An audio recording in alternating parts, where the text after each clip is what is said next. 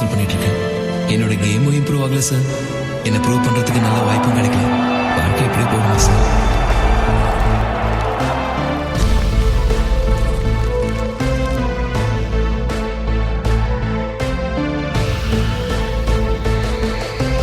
ஏழாம் நம்பர் போட்டு ஒரு குட்டி சிங்கம் வந்துச்சான். அது புனையினை நினைச்சு காட்டில் எல்லாம் சிரிச்சான். வெள்ள காட்டுக்குள்ள போய் தலைவானா